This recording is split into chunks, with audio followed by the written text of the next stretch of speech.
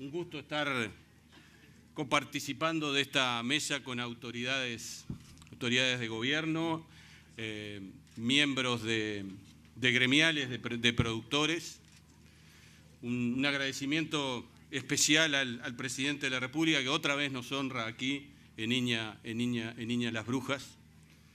Esta estación experimental que está justamente encuadrada dentro de una zona de productores familiares vinculados a la horticultura y a la fruticultura. Iña Las Brujas, estación experimental Wilson Ferreira Aldunate, que este año además está festejando sus 50 años. Creo que esto es una manera también de contribuir a ese festejo. Bueno, sin duda que esta actividad, que ya de por sí es innovadora, no es una jornada tradicional de Iña, se enmarca dentro de lo que es el Año Internacional de la Agricultura Familiar y dentro de lo que es un instituto de investigación como el Iña, orientado hacia la generación y adaptación del conocimiento. Está dentro de los tres ejes que son la guía o los pilares, digamos, en cual enfocamos todo nuestro accionar, que tiene que ver con la productividad, que tiene que ver con la sustentabilidad ambiental y que tiene que ver con la inclusión social. No queremos tener un país eficiente desde el punto de vista productivo, eficiente desde el punto de vista de la sustentabilidad ambiental, pero que lo manejen 2 o 3 megaempresas, porque eso no es transferir o convertir el crecimiento al desarrollo. Vaya, por lo tanto, si la agricultura familiar cumple un rol preponderante en esto. Nosotros entendemos, y creo que este es el mensaje más importante, que el objetivo de Iña en lo que es el accionar de la agricultura familiar es abonar con la generación de conocimiento, la vinculación y la inserción de la agricultura familiar en las cadenas de valor.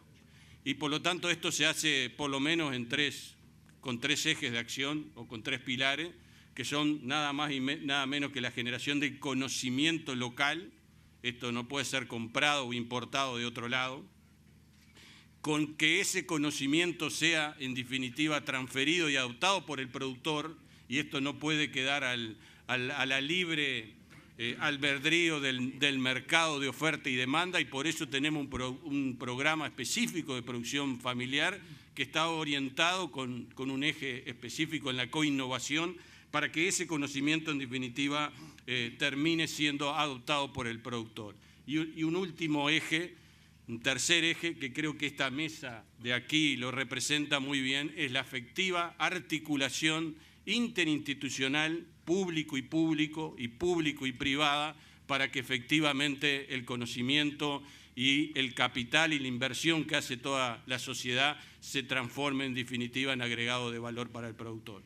Así que bueno, nuevamente y con el permiso de la dirección regional, del director regional, el ingeniero Cayota, la más bienvenida a Iña Las Brujas. Muchas gracias.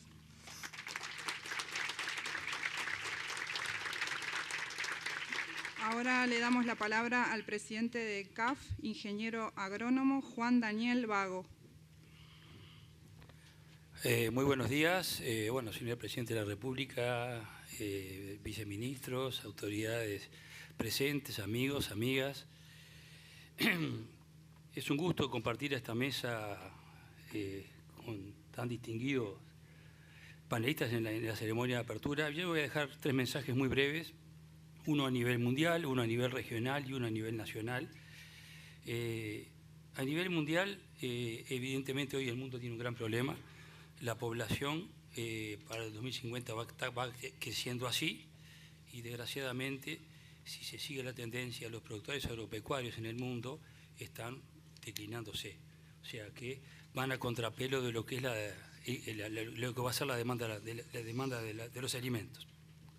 Ese es el primer punto. De los 500 millones de productores agropecuarios que hay en el mundo, según FAO aproximadamente, el 80%, ellos lo catalogan de subsistencia, o sea, no producen solo para ellos, no les sobra nada para vender, y solamente 100 millones, que es el 1,5%, se producen para el mercado.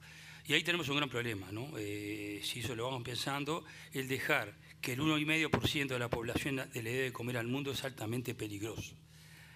Segundo tema importante, el comercio agrícola en los últimos 20 años creció un 500%, mucho más que la producción. La producción creció un 300%, el comercio 500%. Últimos 20 datos de FAO. Y eso trajo aparejado la formación de lo que llamamos cadenas globales de valor agropecuario y agroindustrial con agentes de alta envergadura, ¿verdad? Muy importantes, multinacionales, que tienen una gran sofisticación, y sobre todo en los últimos eslabones de la cadena. Y hoy no hay que desconocerlo, porque eso existe y hoy están operando. El segundo punto que queríamos mencionar a nivel del Mercosur, porque nos diferencia del resto del mundo, según datos de FAO, de aquí al 2021, ¿no? 7 años, el crecimiento de los productos agropecuarios, de todos los productos agropecuarios, inclusive los biocombustibles, va a ser el doble en el Mercosur que en el resto del mundo. O sea que acá vamos a tener no solamente una gran oportunidad, sino que también vamos a tener una gran incidencia y participación de estos agentes, ¿no? Internacionales, como digo yo, o agentes de gran envergadura, ¿verdad?, que van a estar operando. O sea, en conclusión, tanto para el mundo y para la región es un tema de la retención de productores muy complejo, ¿no? Heterogéneo, porque cambian por regiones, por países, por rubros, por tamaños, por cadenas de valor. O sea, es muy complejo y muy difícil de resolver. Se están haciendo varios intentos. Nosotros, y ya para terminar, desde CAF tenemos al menos dos cosas relativamente, pensamos que claras, no puedan ser discutibles, para intentar resolver o mitigar un poco esto, y es, primero, el rol de la herramienta cooperativa, ¿no? El sistema cooperativo permite de alguna forma retener productores, los integra o los sube a las cadenas de valor, ¿verdad?, y de alguna manera les mejora el ingreso. Si les mejora el ingreso, van a vivir mejor en el campo y van a tener una sustentabilidad productiva, económica, social y ambiental necesaria para que no se vaya. Ese es un primer punto. Y la segunda cosa es, de alguna forma, el concepto de cooperativas consolidadas. O sea, tenemos que buscar una herramienta, que es la cooperativa, pero más ayornada al mundo de hoy, ¿no?, y el que se va a venir, donde de alguna manera podamos retener productores, insertándolos en la cadena de valor de todos los tamaños, ¿no? Sin duda los de agricultura familiar principalmente, ¿no?, son nuestros socios, pero a su vez poder competir también de alguna manera dentro de esas cadenas con otros actores de envergadura, porque si no, lo que hacemos es repartir miseria. Tenemos que captar más valor y escalar en las cadenas globales de valor para poder repartirle después a nuestros socios, ¿no?, más valor y a su vez mejor ingreso y retenerlo. Y el segundo tema, que también tenemos bastante claro, que es el tema tecnológico, ¿no? Por algo estamos en hoy acá. Es necesario aplicar tecnología. Hoy hay que producir más. La tierra se ha subido por 10 en 10 años, ¿no?, y los factores de producción han cambiado totalmente. Entonces, digo, la tecnología pasa a ser un elemento fundamental y no podemos aplicar las más tecnologías que hace 10 años, sino hay que aplicar tecnologías más adecuadas a los factores de producción que tenemos hoy. Y el segundo tema que tiene que ver, y no es lo mismo, es la innovación, ¿no? La tecnología es una cosa, la innovación es la adopción. O sea, se produce innovación cuando se adopta una tecnología. Y yo creo que en el tema de innovación hay mucho para trabajar, y el tema de la innovación mental, como le puedo llamar, y puede ser discutible, donde de repente no es solamente, a veces que el productor no adopta tecnología no porque no puede, no adopta tecnología porque de repente le falta escala, y bueno, y ahí es que hay que sacarse un poco, abrir la mente, buscar asociaciones, más allá de las cooperativas, para poder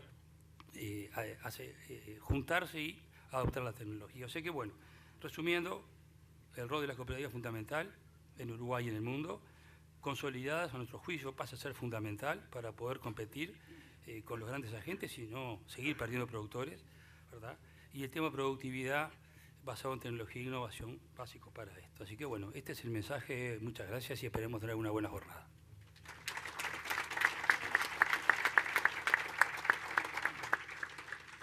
Toma la palabra ahora el presidente de Comisión Nacional de Fomento Rural, el señor Mario Busalino. Muy bien, buenos días para todos. Para una organización que representa, que está integrada y que está dirigida por productores familiares, que las Naciones Unidas hayan declarado de este año como Año Internacional de la Agricultura Familiar, es un hecho para nosotros muy relevante. Nosotros como Comisión Nacional, hace 99 años que estamos trabajando en la agricultura familiar, no es que ya haga 98, 99 años el resto. Por lo tanto, festejamos 2 veces. Ser productor familiar no está atado específicamente a ningún rubro, sino que es una forma de trabajar, una forma de vida que crea vínculos muy especiales con la tierra, con la familia y con la comunidad. Estas familias deben fortalecerse internamente para, trabajando juntos diariamente, lograr un objetivo común que es el vivir y desarrollarse. Eso también se traslada a la comunidad, donde ya no nos juntamos solamente para comprar y vender. Ahí surgen las organizaciones de productores que han encarado gestiones a lo largo de la historia en lo que tiene que ver con la electrificación rural, la caminería, fortalecer la escuela rural, la salud, la vivienda y otra cantidad de temas, constituyéndose en sí en potentes elementos de desarrollo. Y eso ha sido reconocido en los últimos años. Hemos tenido una cantidad de políticas públicas que son canalizadas a través de las organizaciones de productores, y eso garantiza la cristalinidad, la transparencia de todos esos recursos. Nosotros consideramos que todo lo que se haga en pro de la agricultura familiar tiene una repercusión inmediata y efectiva en toda la sociedad uruguaya. Para terminar, queremos agradecer primero que este tema, que para nosotros es el de todos los días, convoque a las máximas jerarquías del país, a nivel nacional y a nivel departamental, que convoque a la investigación. A todos ustedes queremos darles las gracias también, y a todos los que estuvieron trabajando para realizar este evento y que están trabajando hoy, también un agradecimiento muy especial. Es necesario para el país entero que todos conozcamos de qué se trata cuando hablamos de agricultura familiar, para poder dimensionar la importancia que este sector tiene como potencial productivo y sobre todo como un agente de desarrollo, como dije anteriormente, por el enfoque social que tiene que tener la agricultura familiar. Así que a todos los que participaron, a INI, a las jerarquías acá presentes y a todos ustedes, muchísimas gracias.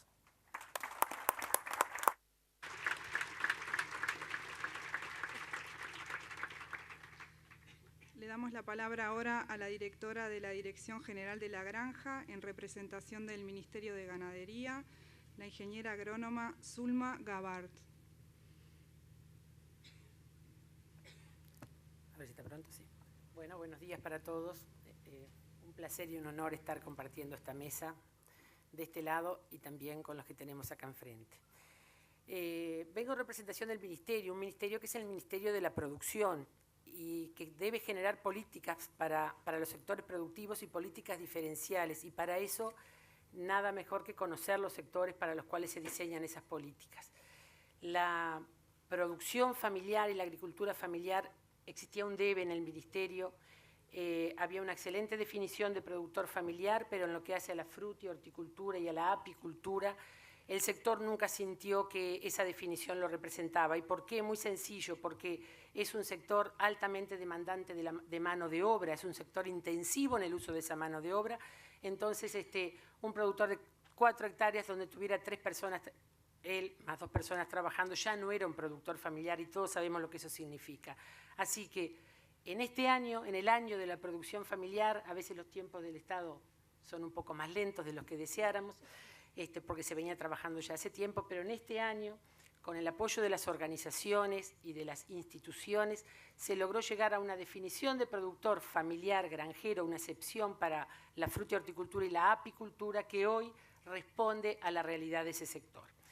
Entonces, teniendo ahora una buena definición, ¿cómo se construyen esas políticas? Y hablábamos del conocimiento que tenemos que tener de esos sectores.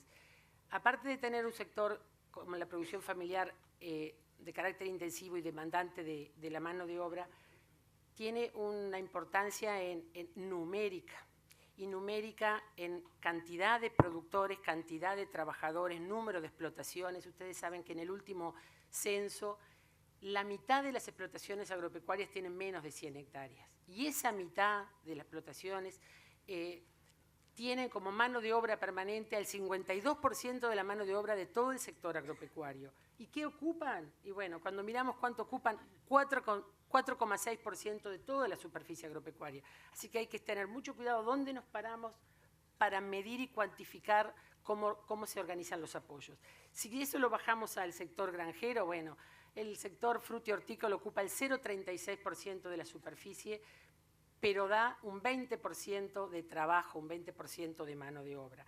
Entonces, Cuando a esto le sumamos que toda esa mano de obra que estamos hablando además tiene un carácter familiar, un carácter de empresa arraigada en el medio, creo que el compromiso debe ser mayor, porque estamos hablando de una familia que convive con su ciclo productivo, que cuando hace acciones sobre los recursos naturales son sobre su frente y su fondo de la casa, es donde juegan sus hijos y donde convive la familia. Entonces, cuando decimos a esa producción familiar tenemos que dotarla de competitividad, porque todos queremos ser buenos en lo que hacemos y vivir dignamente de lo que hacemos. Entonces, cuando queremos dotarla de competitividad, es muy importante entender cuál es esa filosofía de vida, dónde se encuentra ubicado el productor familiar cuando maneja su establecimiento. Entonces, acá hablamos de que para lograr esa competitividad no solo pensamos en temas que sean productivistas, y hay ejemplos de esa articulación sobrados. Creo que todos los que están sentados acá han hecho algún convenio, tenemos el ministerio y los ministerios con colonización, con el INEA, con FAO, con la Intendencia, con las organizaciones de productores. Me llevaría toda la mañana a nombrar todos los convenios que se han logrado y las articulaciones que se han logrado. En la fase productiva, por un lado, y sumamente exitoso, manejo regional de plagas con el INEA, que lo hemos nombrado tantas veces, el plan Chícharo para los productores del noreste de Canelones, pero tenemos otra pata, que no es solamente la competitividad, no pasa solamente por mejorar la productividad. Tenemos que lograr que esa productividad y esa competitividad se logre con sostenibilidad, que tienda al desarrollo. Y ahí cuando hablamos de otras patas, hablamos qué pasa con la gestión del riesgo. Es una producción que no la tenemos techada, salvo los invernáculos, salvo los fasoneros de pollo, pero que también son pasibles de los vientos fuertes, ya sabemos lo que pasó las semanas pasadas. Con lo cual, la gestión del riesgo, el aplicar seguros acordes a estas producciones, también debe ser muy importante. El tener acceso al crédito, el sector productor familiar ha adolecido y ha solicitado durante mucho tiempo tener una vía de acceso al crédito, que no estamos hablando de endeudamiento, estamos hablando de acceso al crédito para repetir el ciclo productivo, acceso al crédito para mejorar su condición de vida, y eso puedo decir con orgullo que este ministerio ha entablado muy buenos relacionamientos con el Banco República y expresamente para el sector productor familiar con República Microfinanzas, y se vienen llevando a cabo convenios para los apicultores, para los lecheros, para la fruticultura, la horticultura, y nos queda mucho para seguir trabajando. Para terminar, hablamos de varias patas y no mencionamos el tema inocuidad. Y cuando hablamos de inocuidad en este ámbito, en lo que es la producción familiar, creo que el compromiso es duplicado. Acá la producción familiar genera nuestra soberanía alimentaria. En frutas y hortalizas el 96% de lo que consumimos, por supuesto que exceptuamos la banana, el 96% de lo que consumimos proviene de la producción nacional. Y piensen en la leche, y piensen en la carne, y piensen en la miel. Somos soberanos, pero esa soberanía la tenemos en lo que hace productos de la granja fundamentalmente por el sector de productor familiar. Entonces, cuando hablamos de que estamos trabajando en inocuidad para esos sectores, pensamos en lo que tenemos ahí abajo, esas muestras de buenas frutas que tienen que llegar a la mesa con una calidad, con una inocuidad determinada, pero tenemos que pensar en la otra punta, acá, en cómo se produjo y en qué condiciones se produjo eso, y qué conservación hubo de esos recursos naturales. Acá a veces, mi familia le gustaba mucho bordar a mis abuelas, entonces de generación en generación iban pasando los manteles, aquellos manteles bordados, y no se usaban porque era como, no los podíamos usar, había que tenerlos guardados con papel azul para que no se quedara amarillo, y pasaba de generación en generación. La toallita del médico bordada, ahí va, solamente para cuando venía el médico, ¿no? Que te ponía la toallita, pedía el médico y ya corríamos la toallita bordada. Y nuestros recursos naturales no pueden ser ese mantel, o sea, tenemos que cuidarlos, pero hay que usarlos. Y creo que esa es la diferencia, es cuidarlo, pero usarlo, porque si no nadie se enteró que la abuela tenía un mantel precioso. Si no se le casó a alguna hija, nunca apareció el mantel. Entonces, esa importancia del cuidado de los recursos naturales en la producción familiar se hace crucial. Y yo termino con algo, permítame, presidente de INEA, El Ministerio ha terminado en conjunto con, la Dirección General de la Granja, la Dirección General de Desarrollo Rural, Recursos Naturales Renovables y la Dirección General de Servicios Agrícolas, un manual de buenas prácticas para frutas y hortalizas frescas, que tiende a ser el piso sobre el cual después construir producción integrada, eso que estamos trabajando también con el INEA, y otro tipo de producción, un salto más arriba, pero la básica son las buenas prácticas que velan por el producto, por el medio ambiente y por el productor, que es quien lo produce. Entonces, como esto está recién editado, una bolsita, un obsequio que va a haber para todos los integrantes de la mesa va a estar presente, pero quiero tener el honor de entregárselo al presidente de la República en manos propias.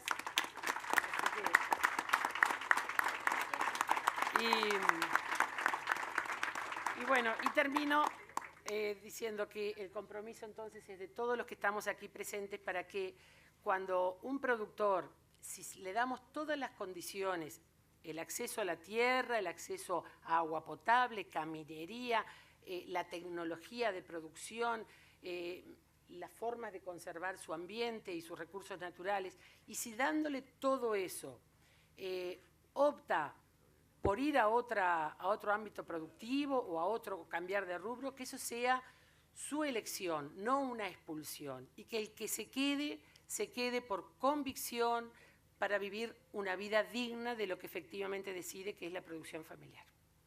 Muchas gracias.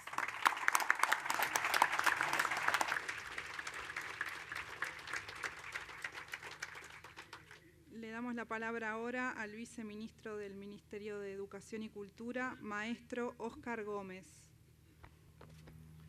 Muy buenos días a todos y a todas. Ustedes comprenderán que para el Ministerio de Educación y Cultura este es un tema transversal y de suma importancia. Tiene importancia porque en la defensa del patrimonio cultural de nuestra nación está el patrimonio cultural que hemos ido heredando de generación en generación, que las corrientes inmigratorias han tenido tan fuerte impacto, y por lo tanto esa preservación y salvaguarda de nuestro patrimonio hacia nuestra identidad como país. Ni que hablar desde el punto de vista de la educación, en donde nosotros hemos estado en permanente sinergia con la sociedad en su conjunto, buscando aportar desde el ángulo de la transferencia de conocimientos ordenada y mediándola con otros socios.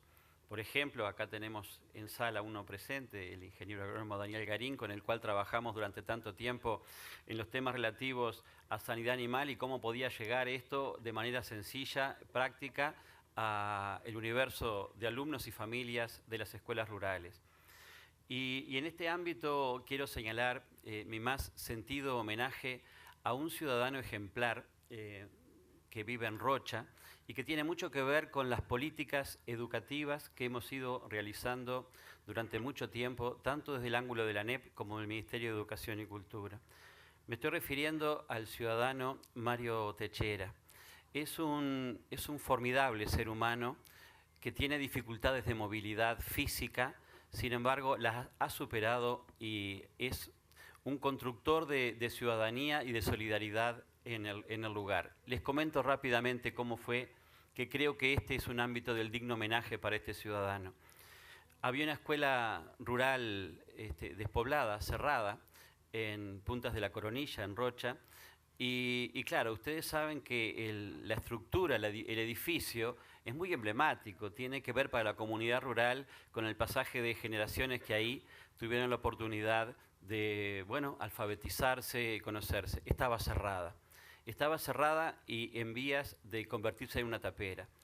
Y a través del representante nacional del departamento, Aníbal Pereira, nos puso en contacto y nos dijo, ¿no será posible que esta escuela rural sea cedida en comodato para un grupo de vecinos que están abordando la posibilidad de transformarse en productores familiares de cerdo pampa, un cerdo que efectivamente tiene ya algunas adaptaciones al medio que no era importante tomarlo como punto de arranque?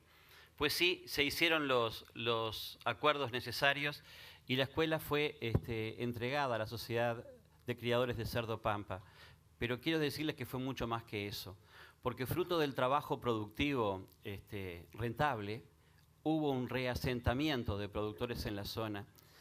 Y don Mario Techera me invitó hace poco tiempo a observar desde el ombú de la escuela la reapertura de la misma como escuela y ver entonces las túnicas y las moñas y el nuevo elemento identitario de la escuela pública, que es la Ceibalita, ingresando a ese lugar en donde sin agricultura familiar, sin el trabajo promovido por este ciudadano al cual rindo homenaje en este momento, pero fundamentalmente a través de cómo es posible transformar condiciones que parecían adversas, entre otras cosas, porque la ciudadanía uruguaya otorgó a UTE y Antel, las respaldó como empresas del Estado, y esto ha sido posible agregar también el confort, las condiciones de trabajo, las condiciones de vida correspondientes.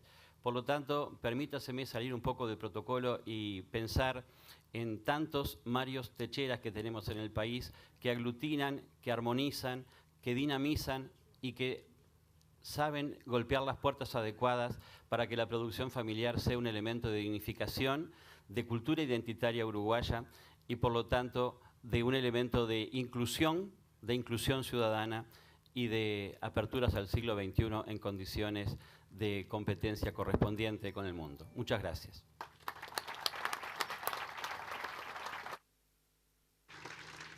Toma la palabra ahora el viceministro del Ministerio de Desarrollo Social, señor Lauro Meléndez. Bueno, buenos días a todas y a todos. Me voy a dejar un poco aparte porque hablo un poco fuerte. Es un gusto estar acá. Es un gusto como Lauro Meléndez y como subsecretario del MIDES. ¿Y por qué estamos acá nosotros? Nosotros hemos ido trabajando durante mucho tiempo, sobre todo a partir del 2005, con todo el tema de pobreza, indigencia y temas de acceso a bienes sociales, culturales y sobre todo a derechos. Y recorrimos todo el país, pero terminamos haciendo, como casi siempre se había hecho, políticas sociales más bien urbanas. ¿Por qué? Por la facilidad de acceso y por la forma de encarar, en términos de masividad, la atención a las personas. De ahí, con un grupo de gente fuimos conversando, discutiendo, masticando algunos de los problemas, encontrando algunas soluciones, pero igual nos seguía faltando en eso que nosotros llamábamos en el imaginario de la gente que éramos el Ministerio de Ramos Generales, porque en cada oficina nuestra al interior la gente venía a pedir cosas del gobierno y nosotros teníamos la costumbre de no decirle que no a nadie, sino articular con otros y poder transferir la solución desde nosotros a las personas. Y allí fuimos viendo que había una segregación socioespacial muy grande, generada desde la década del 70 hasta ahora, con una migración a los bordes de la ciudad muy importante. La ruralidad estaba siendo cada vez más dispersa y nosotros teníamos que abordar la problemática de la situación del agricultor familiar, pequeño pero muy pequeño, del asalariado rural y de las personas que convivían con ellos en esas disparidades de terrenos. Y ahí nos encontramos con gente como Jacqueline, como Olascuaga, como Garín, y empezamos a trabajar en conjunto el Ministerio de Desarrollo Social y el Ministerio de Ganadería, Agricultura y Pesca para poder llevar adelante una estrategia que partiera de una premisa, que no es desarrollo social, sino es desarrollo productivo. Y al revés, lo mismo. Entonces teníamos que generar las posibilidades de acceso de la población rural a las políticas. Y ahí nace, en la medida que cada uno de nuestros programas iba llevando cada vez más un sentimiento hacia la ruralidad como enfoque para el trabajo, de una estrategia que hoy tenemos de ruralidad. Digo estrategia porque es un espacio donde un montón de técnicos, que están todos acá hoy, y de hecho tenemos un stand en conjunto con Ganadería, ha empezado a desarrollar algún tipo de actividades vinculadas, sobre todo en lo que es cuchilla de aedo y todo lo que va a ser cuchilla grande, pero vinculadas fuertemente al acceso de las personas a los derechos, a la protección social y a poder insertarse de una manera diferencial, no desde el punto de vista de una protección a la producción familiar, pero sí desde un punto de vista de un acercarse a promover la producción familiar ya no como un mecanismo solo de producción, sino como un mecanismo de relacionamiento social entre las personas. Y de ahí que surge la necesidad entre varios ministerios de generar una ley, ¿no?, en función de que nosotros empezamos a participar en la REAF, invitados por el Ministerio de Ganadería para ese enfoque social, una ley de reserva de mercado que favoreciera la pesca artesanal y la agricultura familiar. Pero no un subsidio, no un solucionar los problemas, sino un incorporar tecnología desde el Ministerio de Ganadería, incorporar procesos sociales desde el Ministerio de Desarrollo, con los elementos cooperativos, con los elementos de los emprendimientos productivos, que Microfinanzas Brou también está apoyando, para poder llevar algunos elementos que nosotros entendemos que son unos valores diferentes a los valores tradicionales del sistema capitalista. La solidaridad, la asociatividad, el hecho de poder generar entre varios una mejora de la tecnología que pueda ser compartida, un hecho de acercarse a las familias entre sí para poder desarrollar el acceso a los derechos a los que la persona quiere ingresar, acercarse al conocimiento por medio de las escuelas rurales, acercarse al conocimiento por medio de la relación entre las personas.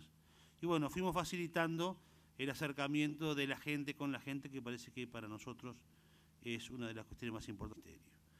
Así las políticas que todos los que estamos trabajando acá, tenemos nuestro recorte de la mirada, uno desde los derechos, otro desde la producción, otros desde la nutrición, la alimentación, otros desde la educación y la cultura, pero estamos convencidos de que hay 4 elementos que son indispensables para poder llevar adelante, sobre todo en este año internacional de la agricultura familiar, y que tienen que ver, como ya se dijo, con los elementos de la soberanía alimentaria, de que nosotros podamos producir todos los nutrientes que precisa nuestra gente para vivir, que podamos facilitar el acceso, cosa que en otros tiempos era muy difícil. Hoy estamos pudiendo mejorar el acceso, mejorar todo lo que tiene que ver con la producción familiar por medio de la tecnología y la asociatividad, y por último una changa que nos mandaron, que fue la creación de la ley, y que por lo que tengo entendido, conversado con los senadores, en este periodo de sesiones especiales puede ser aprobada en este año internacional de la agricultura familiar. Así que esos son los elementos novedosos que el MIDES puede aportar. Muchas veces nos preguntan, hemos salido con la REAF a otros lados y nos preguntan por qué un Ministerio de Desarrollo en estos temas, y bueno, hay personas inquietas, el uruguayo es una persona inquieta, una persona creativa, y siempre nos iremos encontrando en estas cuestiones de generar las condiciones para que lo que la gente lucha para que se haga posible, los gobiernos tengan la capacidad de legitimarlo y apoyarlo. Gracias.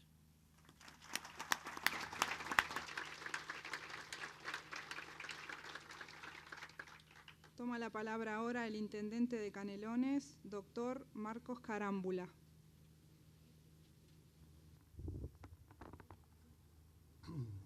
Buen día a todos y a todas. Mi saludo a todos los que están participando de este encuentro, a las autoridades y en particular a nuestro presidente. 3 breves comentarios.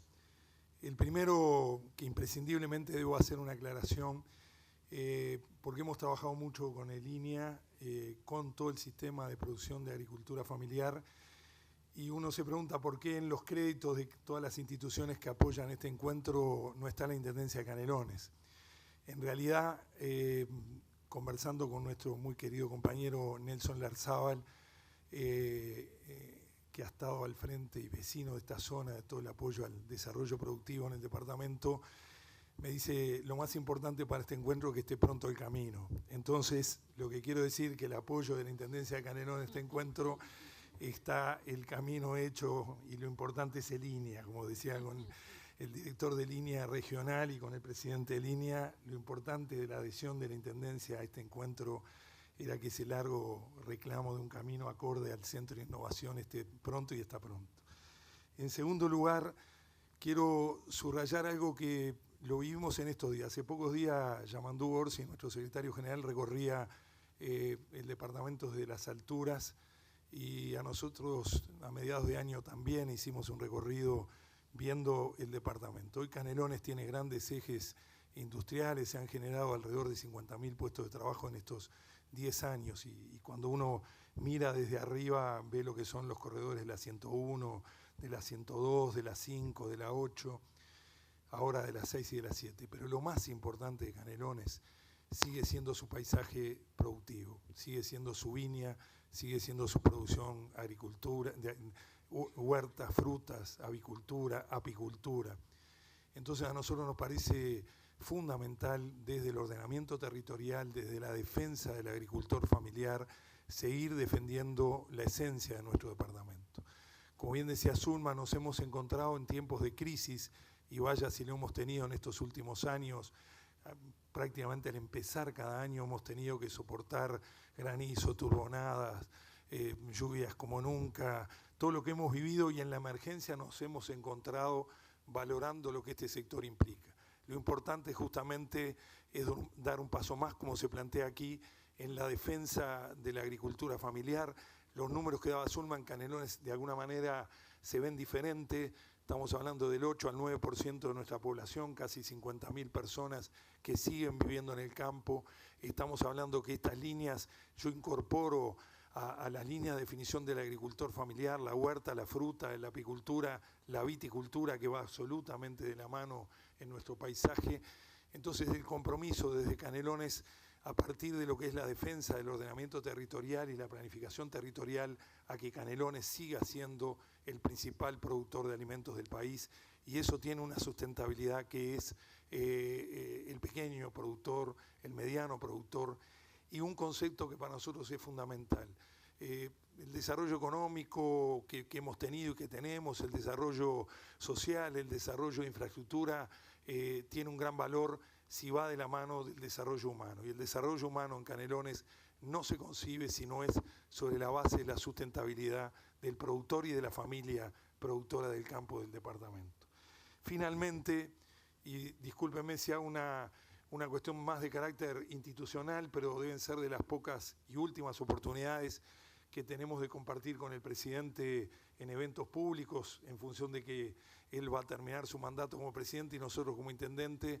Quiero subrayar la cercanía del presidente a los grandes temas del departamento casi semanal, a los centros de innovación como el INEA, como el PTC de Pando, a todos los lineamientos productivos. Hemos compartido con él en las últimas semanas en el Centro de Viticultores, con los productores vitivinícolas, con los productores lecheros San Ramón, ahora con todo este tema de la agricultura familiar, los otros emprendimientos que hacen también a la producción y que son parte de Canelones, los productores de trigo y el molino Santa Rosa, los productores y trabajadores agrupados en CTC, en Olmos.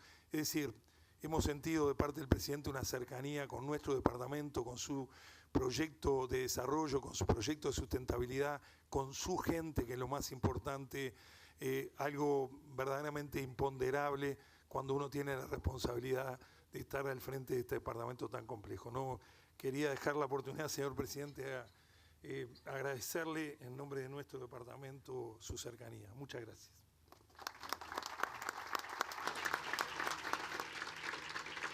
Le damos la palabra al presidente de la República, José Mujica.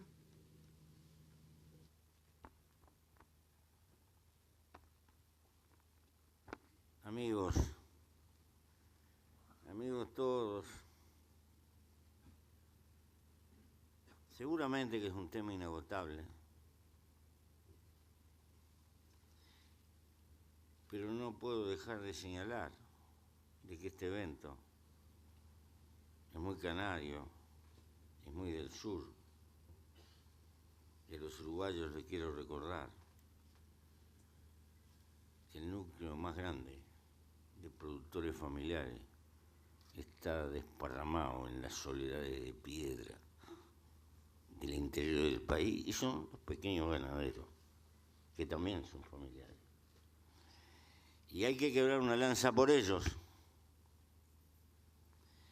porque los fenómenos de la reproducción del ganado son los más reacios desde el punto de vista económico a que las grandes multinacionales le pongan el diente. Aún en países tan evolucionados como Estados Unidos, la producción de terneros en gran medida sigue estando en manos de los farmers, porque la biología tiene sus imposiciones y todavía no hemos inventado la máquina de incubar terneros. Y creo que socialmente constituyen una especie de retaguardia, tal vez la masa de productores más importante y más anónima todavía, que no llenan las hectáreas, pero seguramente le da un peso social importante en la estructura ideológica de la sociedad uruguaya. La ganadería pesa no por la cantidad de gente, sino por la superestructura de la cultura uruguaya, particularmente en el interior. Y creo que es allí donde la presencia del capital que viene de afuera, con hambre de tierra, golpea con fuerza.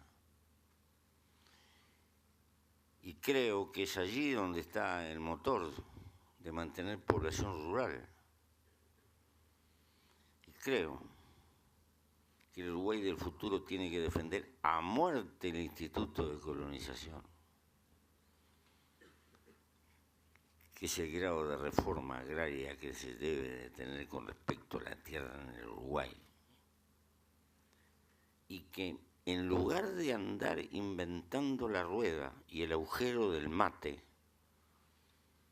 tenemos que aprender de la historia nacional y de lo que discutieron nuestros antepasados, el valor que tiene esta herramienta que compone el panorama del Uruguay en la época de la globalización. Nos permite tener una formidable herramienta que asegure tierra para las generaciones que tengan vocación familiar de explotarla. Porque el paso de la civilización, la modernización, la educación de nuestros hijos,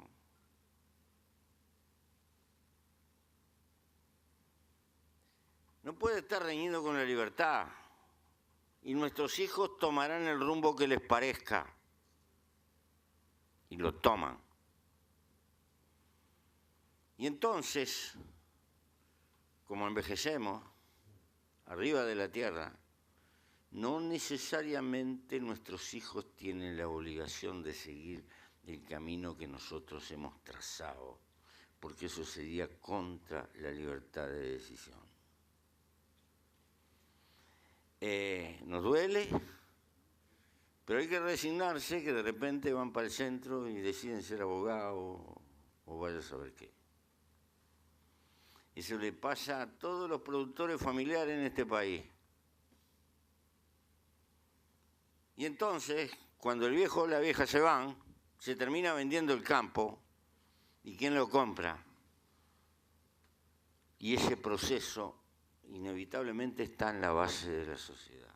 Es el Instituto de Colonización, que nos dice jamás el Estado tiene que trabajar 1 metro de tierra, pero el Estado debe de disponer tierra que esté al servicio de la gente que compromete su vida en el trabajo de la tierra. ¿Por qué?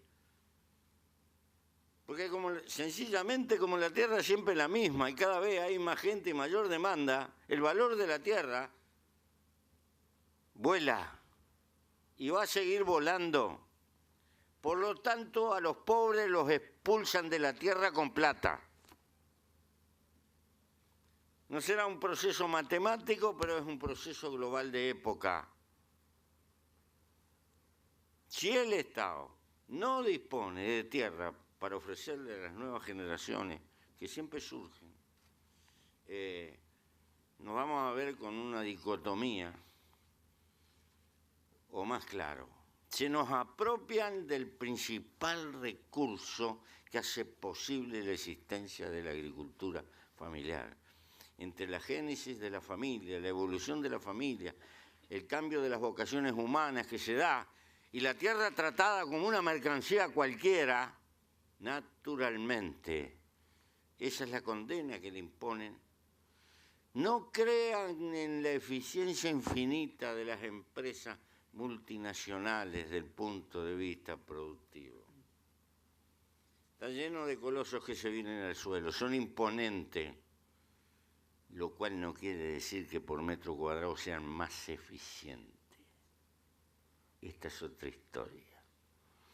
Por lo tanto, acompaño mucho la visión de escala, la cooperativización. En este mundo hay que ser fuerte para competir. Y los pobres y los chicos no tienen otro camino que aprender a juntarse con sus iguales para ser fuertes. Si le queremos poner términos raros, usemos los términos que usan los técnicos. Escala. Bueno, llamale como quiera. Pero el asunto que pasar la pata ancha y competir en este mundo, hay que darse proporciones que da la sumatoria. Y eso significa lo más difícil, aprender a trabajar en equipo, funcionar en una asamblea, poder tomar decisiones colectivas, generar instrumentos de servicio en común. Es difícil porque hay que pechar con nuestra cultura individualista. Yo soy de un pago chiquitito, así como un pañuelo. Tendremos como 400 tractores. Se podría arreglar todo con 20 o 30 tractores. Vaya a discutir uno eso. Lo matan. ¿Está? Lo que quiere decir que los agricultores familiares del futuro para subsistir en este mundo tienen que ser distintos a nosotros. Y acá hay un problema cultural. Con nuestro individualismo los debilitamos. Hay que aprender a funcionar colectivamente. Y funcionar colectivamente para ser cooperativa es muy lindo, es decir. Pero significa aprender a ceder, aprender a negociar y aprender que nuestras verdades suelen ser relativas y colocar lo que hacemos a la inspección de los compañeros de la cooperativa que nos está metido adentro y respetar la opinión de ellos. Es difícil esas cosas. Es muy difícil, tenemos un problema cultural. Pero con todas estas salvedades, pienso que el mundo es grande, hay cosas que no puede resolver ni va a resolver nunca. La propia lógica de la economía establece algunas cosas que por mayor evolución tecnológica que se tenga requieren la presencia humana.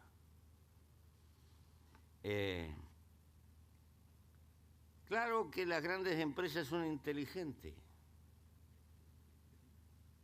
y han sido capaces de combinar a veces en algunos procesos productivos una cosa con la otra. La gran empresa tiene el plantel de madres ponedoras para producir pollos parrilleros, se encarga de la genética, le da los recursos y por ahí tiene un montón de gente desparramada para evitar los peligros que significa el amontonar mucho pollo, ¿verdad? Y tiene la seguridad de alguien que, como le duele el bolsillo, se preocupa y es mucho más eficiente que un empleado. Esto lo están practicando en el mundo entero. Hay una combinación de lo chico con lo grande. Por eso otra vez la cooperativa. Porque lo grande termina cortando el tocino más grueso para él. Este es el problema. Y si no, ahí está la diferencia que tiene con la prole, con todas las virtudes y defectos que puede tener frente a otras empresas. De ahí que la el juntarse, el sentido de asociación, llámenle cooperativa, llámenle como quieran, tengan la libertad de creatividad, me parece que es un camino ineludible, pero necesita también formación al respecto. Les agradezco mucho. En todo el mundo, yo sé que la tienen amenazada la agricultura familiar.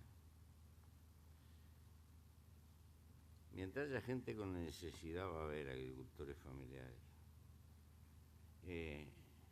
los hay quienes apenas luchan por subsistir en la inmensidad del mundo, en África, en la India. Masas de gente sometida. Pero nosotros en este Uruguay no podemos instrumentar una fábrica de pobres. La agricultura familiar no tiene que ser sustentada en base a una autoexplotación, porque eso lo puede resistir alguna generación, mis abuelos, mis bisabuelos, pero las generaciones que vienen no lo van a resistir, porque hay cambios sociológicos en la mentalidad de la gente y van a desertar.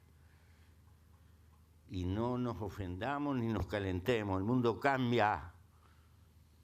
Y ese cambio trae parámetros culturales y reacciones que son distintas. No le pidamos a las nuevas generaciones que vivan como nuestros abuelos. Por lo tanto, la agricultura familiar no tiene que ser equivalente a pobre, doblado arriba de la tierra y esclavizado. La agricultura familiar tiene que arrimar los medios de la vida moderna, contemporánea, que tienen que ser comunes al conjunto de la gente. De lo contrario, no se hace sustentable. Y no se hace sustentable no por un problema de productividad o por esto de la tierra, no, por el más importante. La gente se va, las nuevas generaciones se van. Por eso es un problema complejo y allí verán su inocencia esos que todos lo saben, como dice Martín Fierro. Pero a pesar de todo ello, yo sé que goza de buena salud, a pesar de los derrotismos y de las quejas. ¿Por qué? Porque también es una forma de vida. Ni mejor ni peor, pero es una manera de mirar la vida.